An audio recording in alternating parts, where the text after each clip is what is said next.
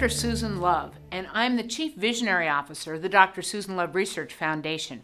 Our mission is a future without breast cancer, and we do that through innovative research into the cause and prevention of the disease.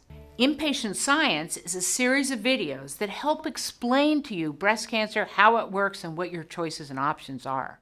What is your risk of developing breast cancer? It's different for everyone, and a lot is based on your biology. Some people are born with genes that can help them fight cancer, and others have inherited mutations that increase their risk. The two most common genetic mutations that affect breast cancer are found on the BRCA1 and BRCA2 genes. However, there are other mutations that can affect breast cancer risk. Everyone has the BRCA genes. Their job is to help repair errors that occur in your cell's DNA.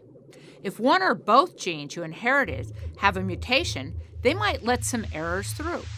Up to 65% of women with BRCA1 and about 45% of women with a BRCA2 mutation will be diagnosed with breast cancer by the age of 70. About 5 to 10% of breast cancers and 10 to 15% of ovarian cancers occur in women with a BRCA mutation. Men can also carry the mutated gene, and those men are at an increased risk of developing breast, prostate, and pancreatic cancer. If you learn that a family member has a BRCA mutation, or if you have a family history of breast cancer and want to get tested, you should first speak with a genetic counselor.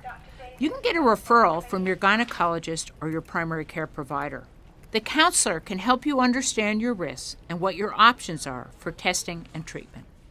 If either one of your parents carries the mutation, the odds are 50-50 that they will have passed it along to you.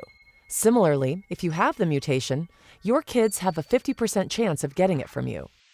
Learning you have a BRCA mutation gives you the opportunity to explore your options for the prevention of cancer. The first step should be enrolling in a high-risk clinic where your doctor will closely monitor your breasts with mammography or other screening tools. Preventative surgery is another option to consider and includes removing both ovaries and/or both breasts. Removing your breasts reduces breast cancer risk only, while removing your ovaries decreases your risk of both breast and ovarian cancer. You should check your insurance. Most policies cover genetic counseling and testing for women and men who are at high risk of having a BRCA mutation. Testing positive is not an emergency and doesn't mean you're destined to get breast cancer. It just means you're at higher risk and can decide the best monitoring program for you. Testing negative for a mutation does not mean you will never get breast cancer. It just means you have the same risk as the average man or woman. Either way, for those with a family history of the disease, understanding your genetics and how they affect your cancer risk can be important in deciding on the best plan to help protect you and your health.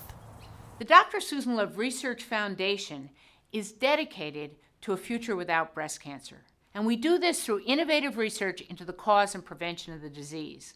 We ask you to join us at drsusanloveresearch.org. You can participate in our research, you can support our research, because if we all work together, we can be the generation that ends breast cancer.